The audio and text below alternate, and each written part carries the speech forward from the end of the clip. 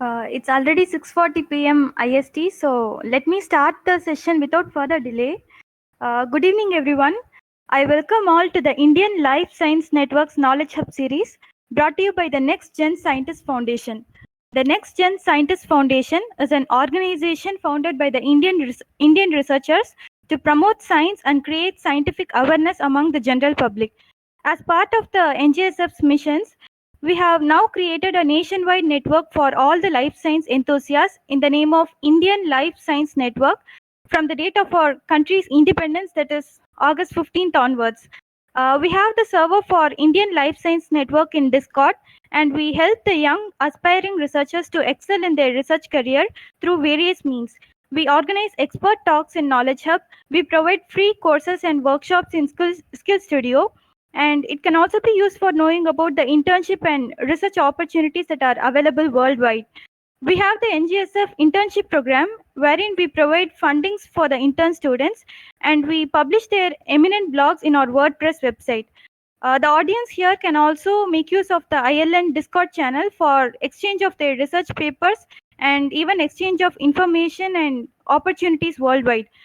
So for today's talk in Knowledge Hub, we have Dr. Srinidhi Srinivasan, who is currently a postdoc at the Penn State University, USA. She has developed a skin test for the diagnosis of bovine tuberculosis, which was published in the journal Science Advances in the year 2019, and it was also actively covered in press and media for the significance of her work. To tell about Dr. Srinidhi, she is passionate about global health equity and has over 5 years of experience working on accelerated control of bovine TB in India and Ethiopia. As a Gates Fellow during her graduate studies, she successfully developed and validated a novel antigen skin test for bovine tuberculosis. She has over 4 years of project management experience with implementing this socio-economically important project across 4 continents, including North America, Europe, Asia, and Africa. Before starting the session, I would like to inform to the audience that during the talk, the audience can ask any doubts or questions they have in between by raising their hands. Once you raise your hand, we will enable your audio and you can clarify any doubts or questions at any time you want. So, with this brief introduction, I welcome our today's guest, Dr. Srinidhi, to address the gathering and share a few words about how she feels for being interviewed for her very important contribution towards saving the cattle or Gomata. Hello, Satya. Thank you for the introduction and thank you for the opportunity to talk here. It's really a privilege to be invited by this very important organization and foundation that we have put together, and we're working towards empowering young students in India. So, thank you for the opportunity. Yeah, how do you feel for being interviewed, Srinidhi? You have made a very important breakthrough towards saving the cattle, and what is your feeling right now? Do you feel great or something like that?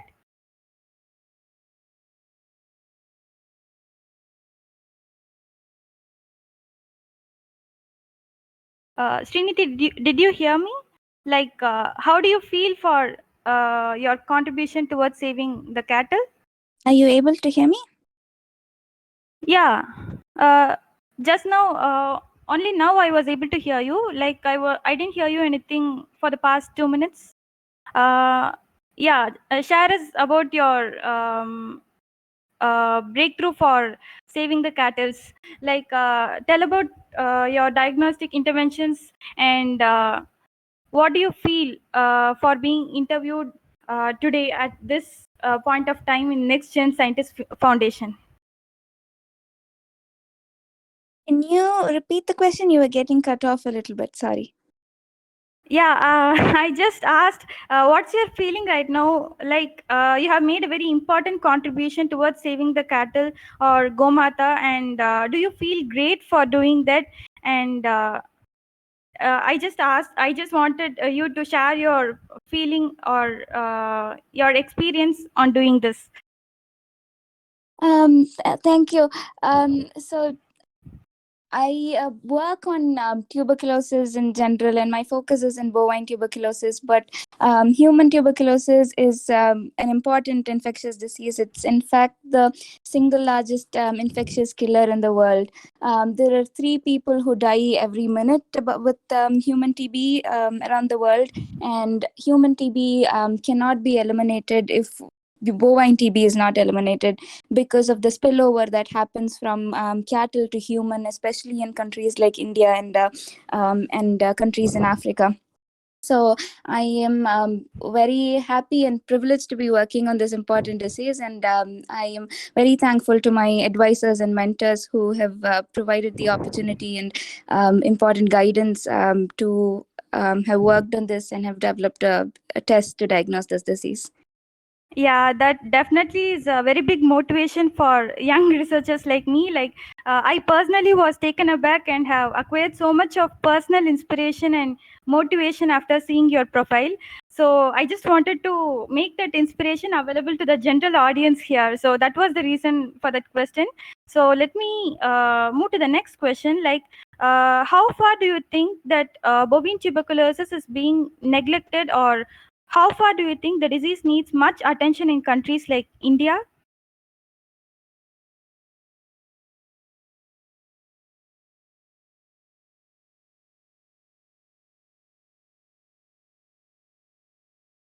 Srinidhi, did you hear me? You are breaking up. I don't know if it's my internet or yours. Can you? Yeah. I asked, how far do you think the disease is being neglected, or how far do you think the disease needs much attention in countries like India? Yeah, so in India there are you're asking about bovine tuberculosis, right? Yeah, bovine tuberculosis. Right. So we performed a meta-analysis, just gathering literature when we started this project, gathering all the literature about bovine tuberculosis and the prevalence of the disease in the country. And we found that the number of infected animals in India, that is twice more than the total number of cattle in the US. So that's how much infection there is. But the number of papers that are coming out, even research wise, that's the number of people who are working on this disease in India is very low. There's also no control program in the country. So there is no testing going on, no vaccination programs, and farmers prefer not to know about the disease because that would mean that their milk might not get sold in the neighborhood, or their cows will not get sold later on. So farmers prefer not to test the animals, and veterinarians and district veterinarian office and state health veterinarian office, they also don't have any routine surveillance or testing going on. So the disease is highly neglected in countries like India, and also in Ethiopia, where I work. And we are one of our main aims through the project that we currently have is to help bring about policies and implement a control program in these countries to bring the prevalence under control. Yeah, that's actually an important reason that any farmer would prefer personal benefits, right? He wants his cow to be sold and his milk to be sold. So that is the reason why most of the diseases, especially zoonotic diseases, are neglected. So, okay, what motivated you to address this problem towards saving cattle? Do you have any personal or specific reasons to tell about? Because most young researchers seldom find interest in veterinary science, especially. Yeah, so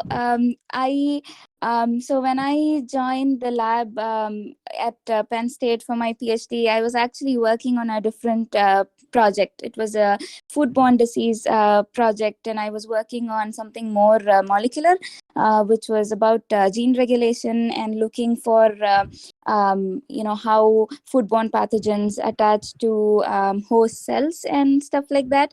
But that was when my advisor had started to gather and put together a consortium for this current bovine tuberculosis project.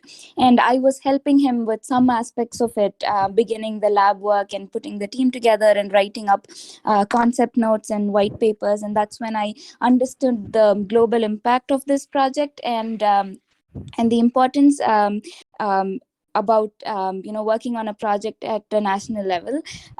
So that's what motivated me to switch from the project I was working on, the foodborne diseases project, and switch over to bovine TB. Okay, so can you briefly tell upon your research? Like, I think most of the audience here are not actually aware of the exact science behind. So, can you briefly tell about the science behind what have you actually made a breakthrough, and can you tell a brief note on it? Yeah, sure. So the disease, bovine tuberculosis, does not have a proper diagnostic test, and also there is no vaccination program in any country against bovine TB in cattle.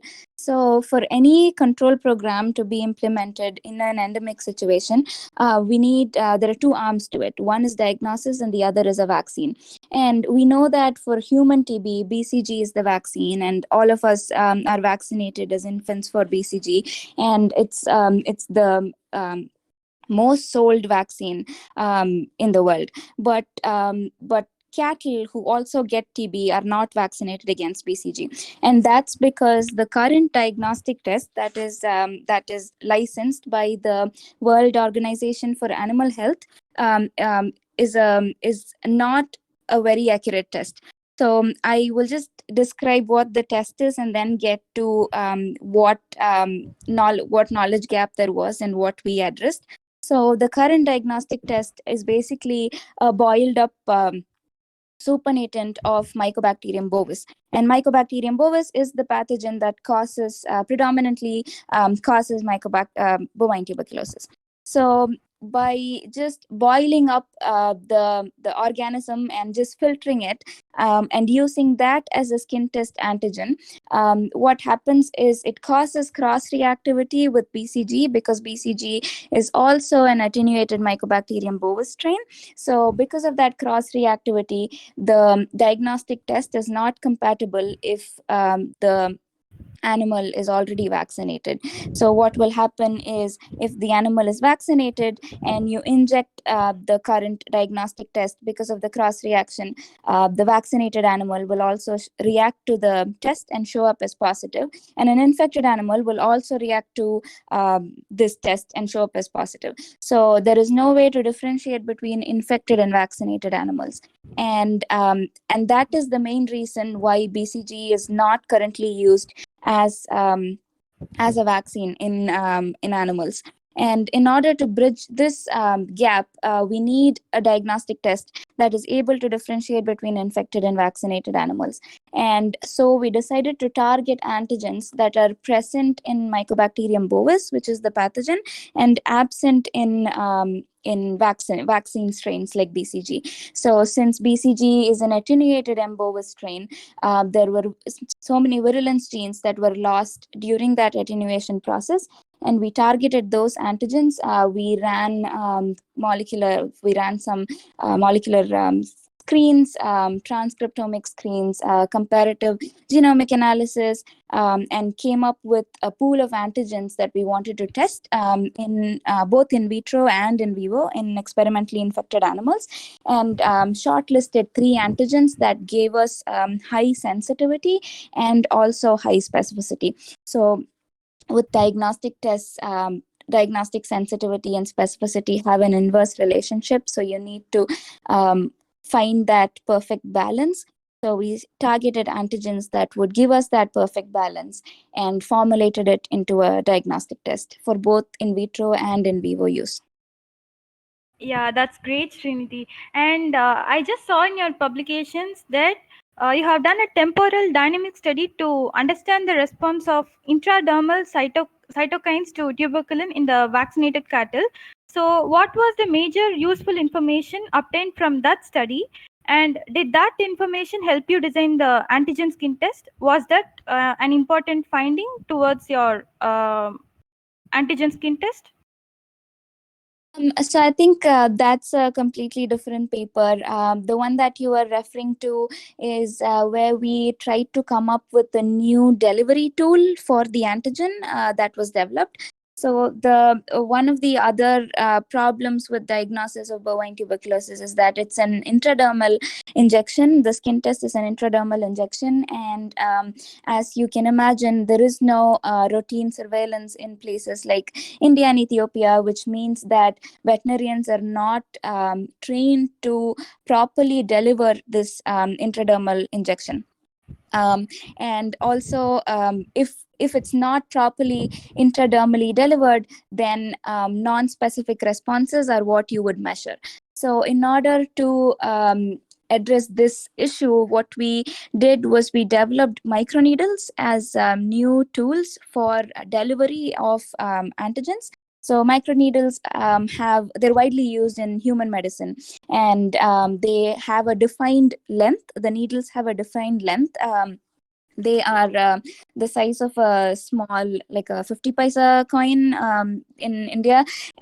It has multiple needles and has defined length. So what happens is, if the needle is just loaded with the antigen, you can just punch it directly into the cow, and it would deliver the antigen at the desired length and not above or below the desired location. So a trained veterinarian is not needed to deliver the antigen. A non-veterinarian who is just able to punch the microneedle in should be sufficient. So that was the whole purpose of developing those microneedles. And we also recognize that while we are doing this, we can sample local response at the site of injection. And so we also developed other type of microneedles, which are called sampling microneedles. So when the antigen is delivered at the skin site, we also put in this other type of microneedles, which are able to absorb the cytokines and chemokines that come to that site of injection, to study the temporal response that happens. So it's a delayed type hypersensitivity reaction. So as of now, we only use one particular biomarker in bovine tuberculosis for diagnosis. It is interferon gamma, but interferon gamma is also known to be highly active in other diseases. So we were trying to see if we can identify other biomarkers, and this sampling microneedle tool helped us identify a couple new cytokines that haven't been shown to be important so far. It was a very preliminary study, a proof of concept study, and we have to, but the results were pretty encouraging. So we're currently working on further pursuing that. Yeah, I wish you all the best for your further endeavors for doing that. And okay, so this is a question which the non-vegetarians here should especially take note of. Generally, we know that bushmeat is the meat that is consumed from the wild animal species. Though eating bushmeat is not very common in India, it's quite prevalent in places like Africa, Ethiopia, and all. So, in your assessment of bushmeat to check the traces for zoonotic pathogens, did you find any traces for the tuberculosis pathogen? And is it really very dangerous to consume the meat obtained from the wild animal species? Because I too am a non vegetarian. So it is an important question for me to get the answer.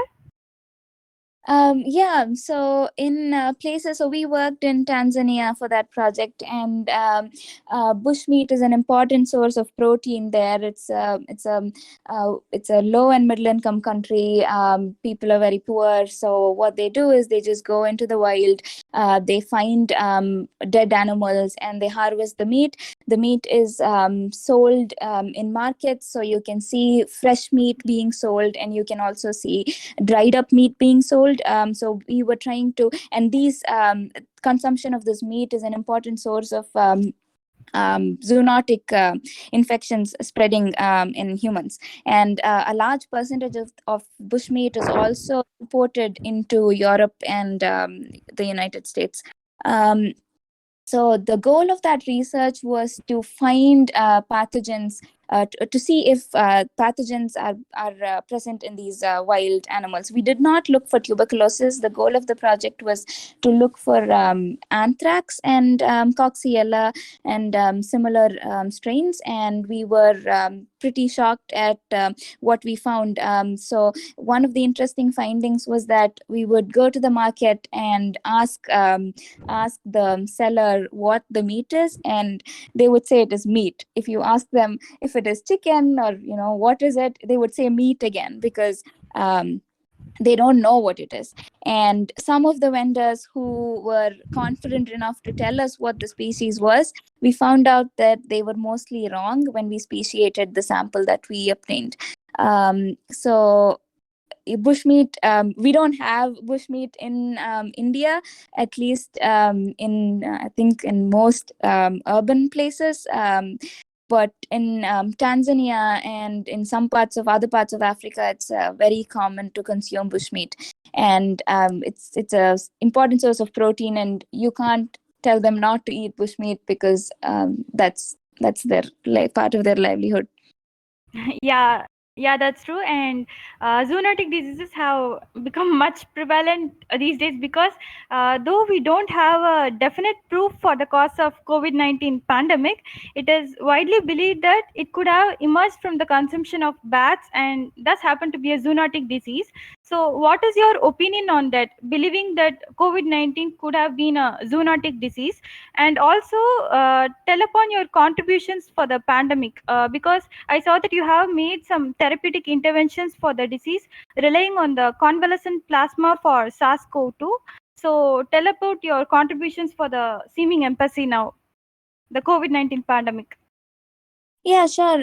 So when this all started, like everybody else, most other labs who also work on infectious diseases, our lab was also starting to contribute at the university level. So this just started as a surveillance that we wanted to conduct at the university and in the community where the university is located.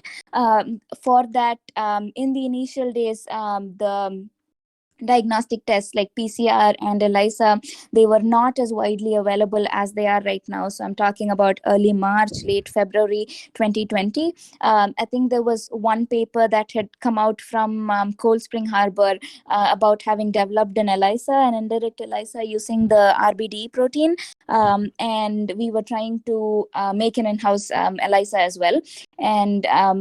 And at that time, I think my main contribution was developing that ELISA in-house at Penn State. It is an indirect RBD-based IgG and IgM ELISA, and we used it for a quick university surveillance at that point.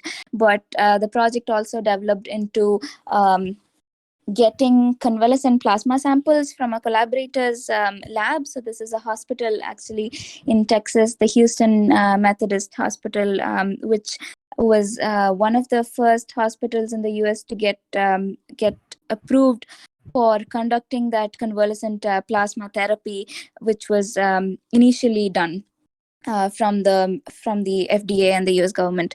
So we received over 1,000 samples, convalescent plasma samples from patients at this hospital, and we looked for patient characteristics for convalescent plasma donation. And we found that the first 3 months post getting infected would be the best time for you to donate convalescent plasma. Because there's also an ongoing trial right now with the Mayo Clinic and the FDA, where they're trying to use convalescent plasma for therapeutic purposes for COVID. Yes, that was I think one of the new things that we got into at the time, like many other people, and tried to contribute. Yeah, that's really great to actually make some sort of contribution to the pandemic, because even I had that some sort of pride, because I was actually participating in India's drug discovery hackathon, which was also a COVID-19 resilient initiative. So I too had that pride that I too contributed something for the pandemic. So yeah, anyone will feel great. Congratulations. Yeah, but we didn't secure a prize, anything like that, but we were making. Yeah. So, yeah, I think you didn't answer one of my questions. Like, do you personally believe that COVID-19 could have emerged from the consumption of bats? Do you believe the disease could have had its etiology from the bats through the consumption of bats? Looking at initial literature, it did look like that. There were a lot of political interventions around that. So it does look like that. The whole genome sequences were published, and there was also some political drama going on around a leak from the lab and stuff like that. So I do think it's a zoonotic barrier that was crossed. Okay. So, in your survey for considering Mycobacterium bovis as a proxy for zoonotic tuberculosis, I saw that you have screened about 940 bacterial samples which were collected from the Christian Medical College in Vellore, which is located in South India. So, I was wondering, how did you make it feasible to collect all the samples from South India and then taking them all the way to Pennsylvania in USA for testing them? How did you make it feasible? Like, why did you rely on the samples from South India, and didn't you get any samples from USA, or what was the reason for that?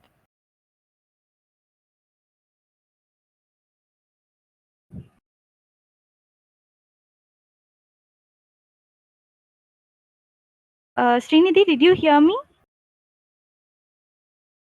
Sorry, no. Okay. So I was asking that for your survey to consider Mycobacterium bovis as a proxy for zoonotic tuberculosis, you were collecting samples from Christian Medical College, right? Which is located in Yes. South India.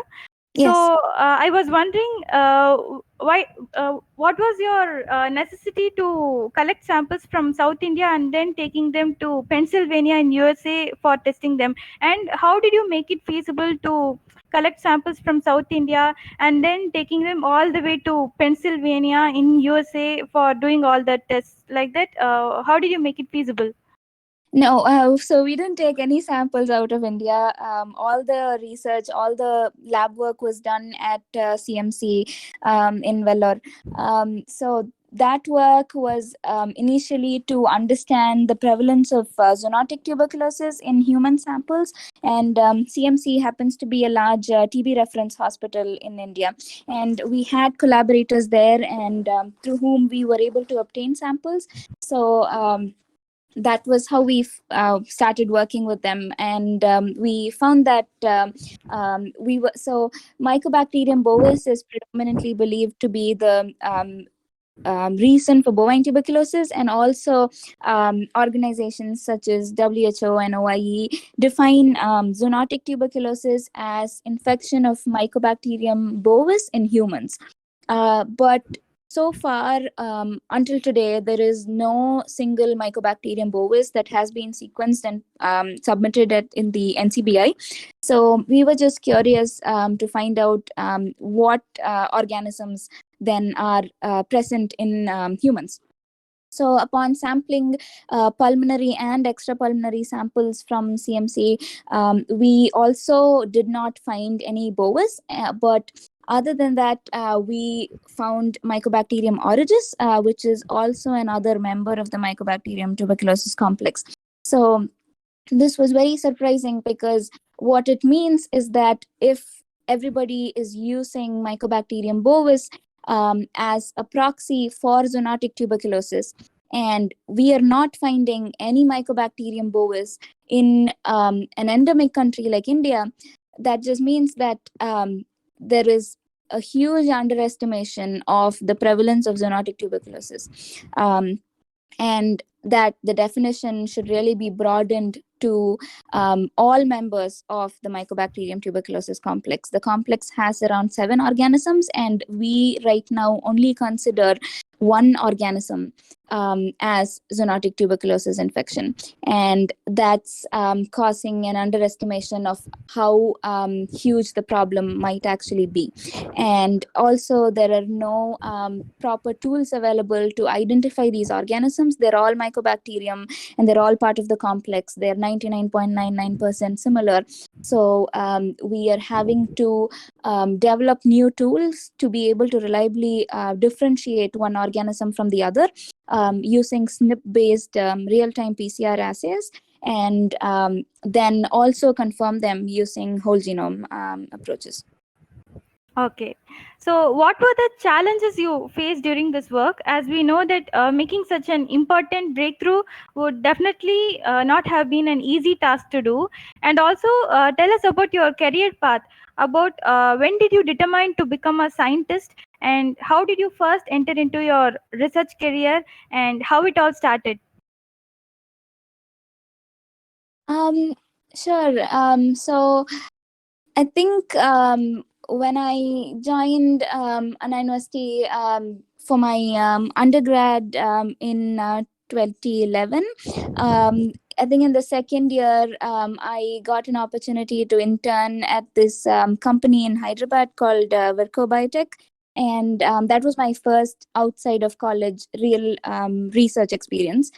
They were developing a diagnostic test for gout disorder, and I got to work on some of their protein analysis experiments, running a simple things like running a gel and looking for purity, and maybe running the sample through a column trying to purify and stuff like that. So that was my first outside the university lab experience, and I just thought I liked it. I was fascinated by the simple concept of running a protein through a gel and being able to visualize it. So that was very fascinating to me. And when we came back, we had courses like biochemistry and biophysics and molecular biology, which only and they were taught by really knowledgeable and very highly qualified professors. There was Tamil Selvan sir, Radha ma'am, Anuradha ma'am, and they were always willing to help us and have conversations about what they were doing outside in their own research labs, and they even, I think, were willing to give us opportunities to work in their research labs. So I think it was very important to do internships outside of your regular coursework, and I continue to do internships every winter or summer break. And I think once after the third year's internship, that's when we had to apply for our the next step in the study program. Actually, my mom was the first person who told me that there is a direct PhD program available in the US. I was not aware. She heard it from somebody and she told me, and I didn't think I would qualify, but I think having done those internships helped get into a direct PhD program in the US, and it's like a crash course without doing a master's, and I think that was good. Do you regret for not doing your masters? Because you are No, saying that it's a crash course. So, do you no, regret for that? no, not at all. So I did not, when I came for my PhD, all I knew was that I liked to do research. I enjoyed being in the lab, and so during my internships, I did like 4 or 5 of those, and each internship was in a completely different field.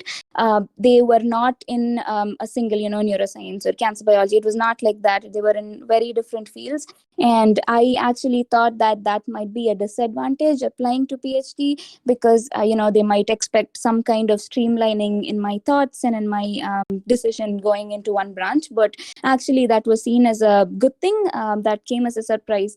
They liked it that I had worked in different areas and had explored different things as an undergrad, and I was also applying to intercollege programs, mostly in the US, which meant that there were faculty from all different departments and colleges whom we could rotate with and identify the lab for the PhD. So I don't regret not doing a master's. I think it saved time, and also doing a master's abroad in the US is a lot of money. So I don't regret not doing it. Yeah, was your PhD inexpensive, or what was your cost for your PhD? Was it free, fully funded, or So all PhD programs in the US are fully funded. So you have coursework and then you do your research, and all your coursework is usually covered by the department or your advisor, and you also get paid. You get a stipend from the first month onwards until your last day, unless you do it for a ridiculously long time. You're covered, you're funded. Yeah, so it doesn't cost you anything. In fact, you make money. yeah, then definitely there's nothing there to regret on that. So yeah, so what is your long-term career goal? Do you have any more ambitions in career? What is your long-term goal in research? I've just started out, so PhD is mostly just some basic training for you to understand how to think and how to um, be a scientist. So it's only that part of the training is over. So there's a long way to go. And I'm currently a postdoc. I'm continuing to work on the projects that I started as a PhD student in the lab, and I'm getting to lead some of the efforts in Ethiopia, so that's being a really good experience. I'm also gaining grant writing experience with my professor. We've submitted a few successful grants so far. So I'm trying to gain experience in some of the other avenues of being a scientist. But as of now, I am still making a decision as to my next steps in my career. Yeah, all the best for everything, and you will definitely succeed in your subsequent endeavors. So all the best for that. And tell us about your team in USA, about your colleagues, and of course your PI, Dr. Vivek Kapoor, about how supportive and how cooperative they have been as your team members, and what was your important team strategy to complete the tasks in time. So the lab that I work in, Dr. Vivek Kapoor's lab, it is a pretty small lab, and most of the projects are international. So pre-COVID times, everybody would be traveling to get their work done. So we were all like never in the lab at the same time. One person or the other was always traveling, and we were all handling independent projects in different countries. So the person who was assigned to the target to the project was mostly the only person working on it from the lab, with collaborators at the international university. So in that sense, we mostly did not work together, within the lab, but we collaborated a lot outside the lab. Of course, we helped each other with things that came up, but not on big projects together. And Dr. Vivek Kapoor, he is a veterinarian who got his initial bachelor's training in India, and he also did his PhD at Penn State, and he went for his postdoc at the Baylor College of Medicine, and then he came back to Penn State for his professorship positions. He's a really great mentor. That might sound very cliched, but he's been extremely supportive of everything that I wanted to do. He's a very friendly and patient mentor as well. Yeah, So so I'm was that one of the reasons that he is an Indian? Like we have some sort of attachment to the Indians, right? Did you apply to his lab specifically because he was an Indian? No. So how this works in Penn State was that you apply to the graduate program. There are multiple such graduate programs, and I chose to apply to an inter-college program because I was not sure of what I wanted to do. There is a plant biology graduate program, there is a animal science graduate program, but I chose to apply to an inter-college one just because I would have the option to rotate in different in labs working on different fields and then choose my ultimate lab. So the the structure is that in the first semester, you rotate in 3 different labs, which means that you spend a month in each lab, 3 labs of your own liking, and you get a feel for the lab, you understand what they do, you understand how the PI works, how the lab works, the dynamics and everything. And then you make a decision in the second semester as to the final lab that you want to choose. So I rotated in 3 different labs, and I chose this lab because of the project that I was working on at that time. And there was a PhD student who was just wrapping up. So it was a good point for me to, they had a project that would be funded for the entire duration, and the project was interesting, so that's how I made the decision. Yeah. So this is my final question from my side. We may have questions from the audience. So my final question is, what do you have to tell to your juniors as life science enthusiasts who are aspiring to make such important contributions to science in the future? How will you motivate your juniors? I think doing internships was really important as an undergrad, to be actively looking out for opportunities both in India and abroad. There are now foundations like this one to be to help you find those internships and fund those internships. So actively look out, email professors. You don't really get a reply very easily, but persistence is very important. So keep emailing people, keep reaching out, try to pick up techniques as you go, and it's okay not to get that liking for one particular direction of research. And as an undergrad, because as an undergrad you're just starting out, it's important to get a feel for everything. I think to not just say that, okay, cancer is what I'm going to work on. Sometimes it becomes a little difficult to justify that while you apply for your future PhD or masters or whatever. The question is, okay, how many years of experience did you have before you made that important decision? That becomes hard to justify sometimes. I've seen that happen to students as being a part of some of the selection committees and so on. So it's important to explore. Any research lab can teach you a lot of things. So don't be picky as an undergrad. Just go for any experience that you might get, and have develop a good relationship with seniors. I think that's something that really helped some of us, most of us in my batch as well. We had a really good set of seniors, Aditi, JCNA, and all those people who were here in the US for PhD. They really helped. I was in contact with most of them. In fact, Aditi was at Penn State at the time as well.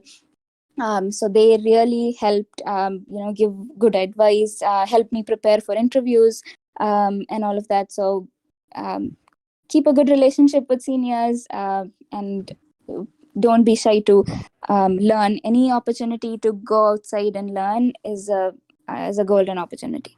Yeah, I would say that you people have actually replaced your seniors' position, because as a junior currently studying in Anna University, I feel like you are my seniors who are actually giving me that motivation and right guidance for higher studies and research. So all the juniors here would have definitely got an idea about how to get started with their career. And we are actually glad that we are having so many seniors who are excelling really great in their careers presently. So that's all from my side, and I'm opening the stage to the audience. If the audience are having any questions or doubts or anything to clarify with Trinity, you may just raise your hands and I will unmute you. Or you may also enter your question or doubt in the Knowledge Hub chat so that I can read it off.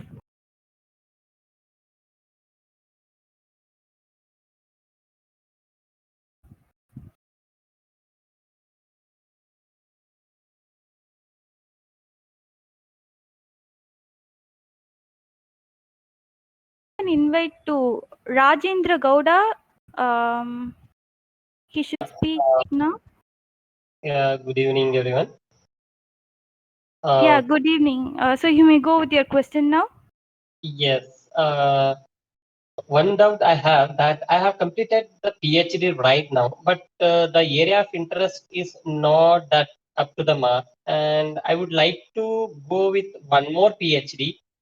It's my option, and there's one another way is that should go with the PDF. So uh, just I want to ask Srinidhi that what would be the best option, whether have to do with a one more PhD or should I go with the PDF? I, I wouldn't recommend going with one more PhD unless you're like drastically changing fields. But even then, I've seen so many people completely change their fields from PhD to postdoc. You just need a mentor in a lab that's willing to understand that and help you train and get to the level that is required in terms of techniques and understanding the basics in that field. I don't think changing your field from PhDs to postdoc is difficult at all. Unless you personally want to do a PhD in a different field, just to get on to a different field, a PhD is not required. Okay, yeah, definitely. Just I'm interested in the bioinformatics and all. So as I'm genetics and plant breeder, so just I wanted to shift my diagma into the bioinformatics. That's what I was thinking because there are many opportunities for the PhD in the bioinformatics right now. So I was thinking to do it in the foreign countries the same. And the same way I was looking for the PDF as well. So I was in the confusion mode that which one should I select it, whether should I go with the basics like from the basic as a theory and practicals are involved in the PhD and in the postdocs, I was confused. Okay. So, if you want to do a PhD abroad, you will have they're very in the US. They're very structured programs. They take 5 years or more, and there's 2 years of mandatory coursework to do, unless you're able to fit them all sooner and complete them. But bioinformatics has become very accessible now to people of other fields as well. So there are a lot of courses available. I understand that it is not going to be like a PhD into the field, but so it's becoming increasingly a skill that people are just picking up on the go. But yeah, I'm not sure how to advise you on this. I see my batchmate Rama is in the audience as well. Do you have anything to add, Rama?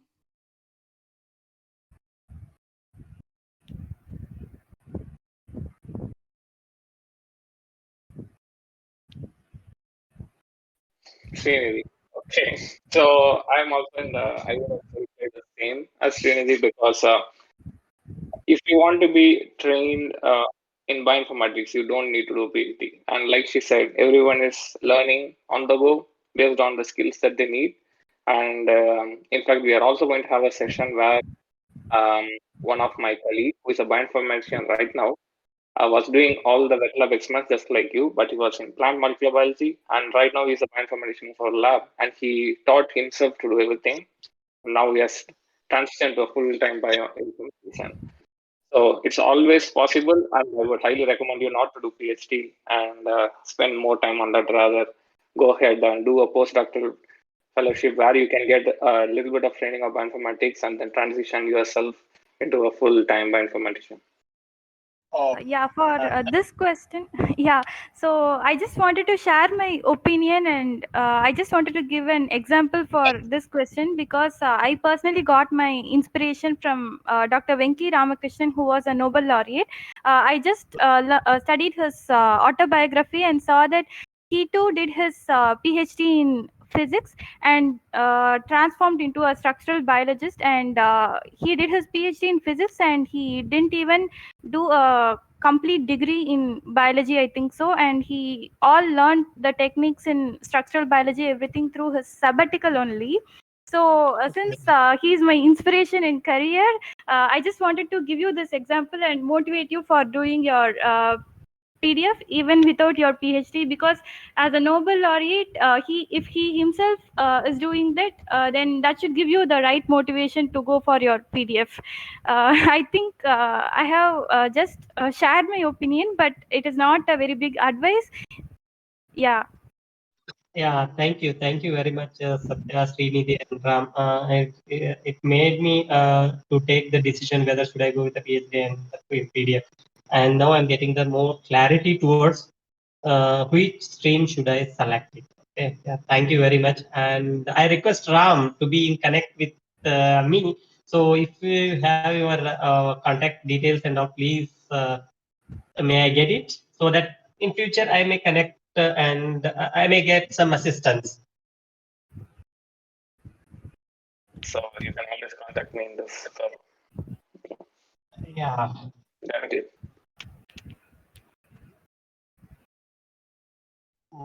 Yeah. Is anyone having any other questions in the audience?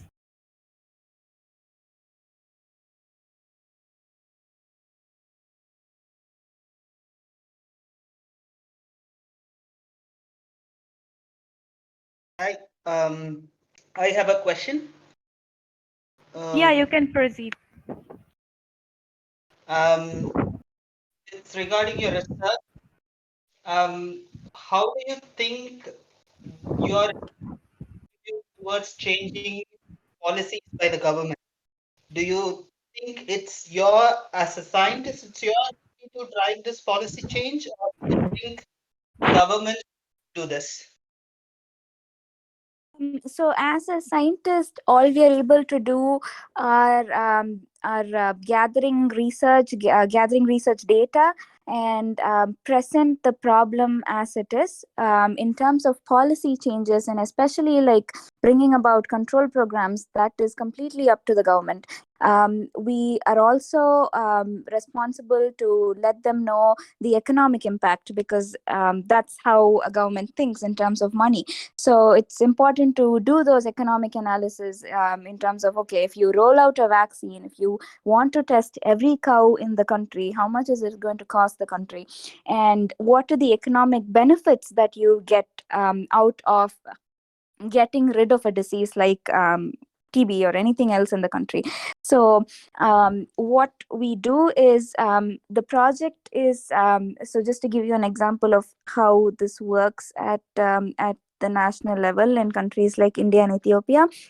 The project that we have is funded by the Bill and Melinda Gates Foundation, and as you might know, the Gates Foundation is very actively involved in working on eradicating diseases in low and middle income countries, and they collaborate directly with the governments in these countries. So one of the ways in Ethiopia how we do it, also in India, is that we work with the government directly. So DBT funds part of the activities in India. So the government is involved from the very beginning of the project. They're involved in forming the studies, designing the trials, collecting the data, and also presenting the work to the higher ups in the government. Also in Ethiopia, we worked directly with the National Animal Health Disease Investigation Center, which is the government itself. So all our animal trials are conducted in this government setting. So it's easier that way to approach the ministry with the data.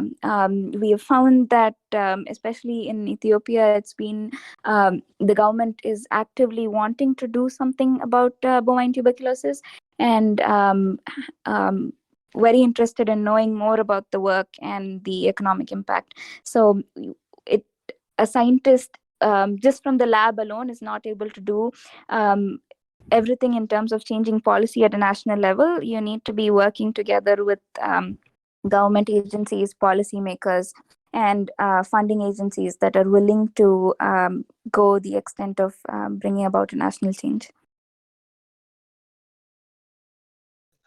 Thank you. I have one more question regarding BCG vaccines. These are not as effective in adults as they are in kids, right? So, do you think if there is a vaccine for the cows, how effective would that be? And could you also comment on the effectiveness of the BCG on humans?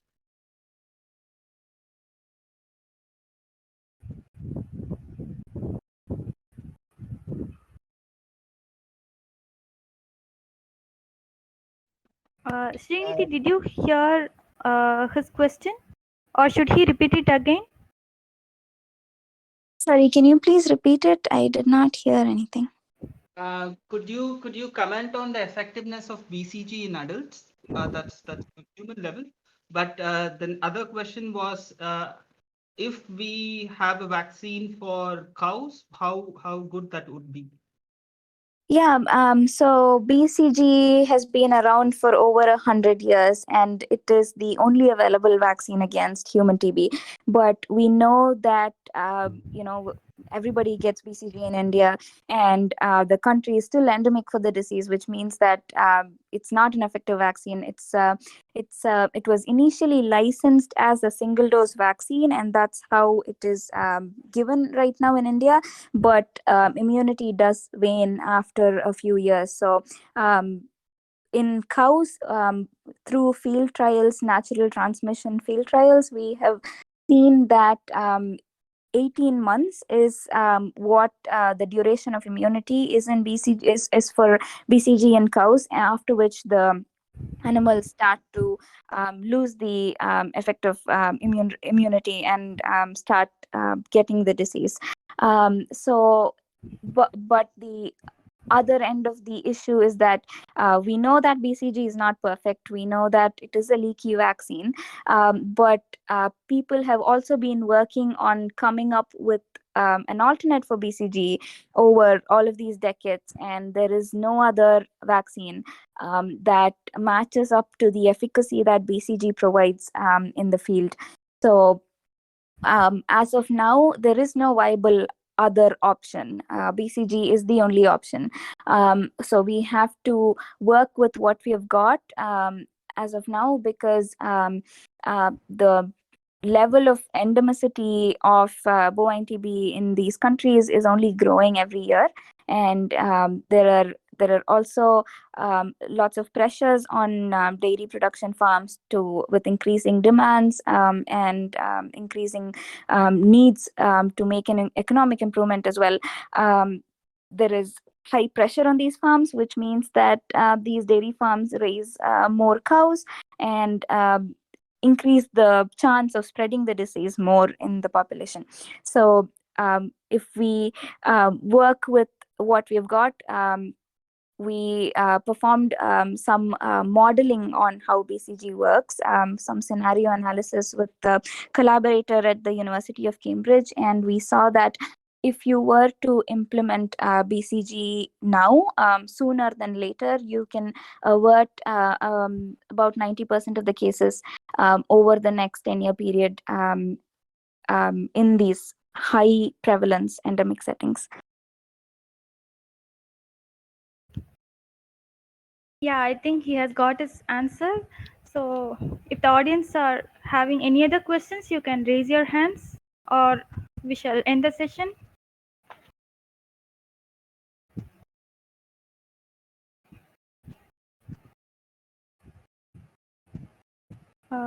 So I think the audience are having no more questions. So I thank you, Srinidhi, so much for spending your time to make this interview possible. It was really a great time speaking with you and sharing the stage to interview your diagnostic interventions for bovine tuberculosis. And I wish you all the very best for all your future goals and endeavors in research and your career path. So it was nice speaking to you, Srinidhi. Thank you so much.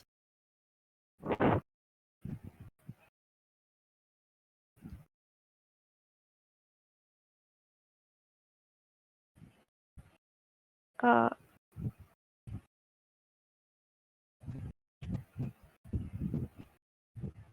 Srinidhi, did you hear me while I was speaking now? No, can you repeat the question, please? No, I didn't actually ask you any questions. I Okay. just thank you for spending your valuable time for this interview, and it was really a great time speaking with you and sharing this Discord stage this weekend. And I wish you all the very best for all your future endeavors and your goals in career and research.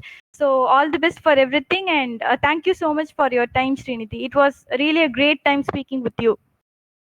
Thank you so much. Best of luck to you as well with everything that you're up to in the future. And feel free to contact me on LinkedIn, and I will be happy to respond. Thank you so much, Srinidhi.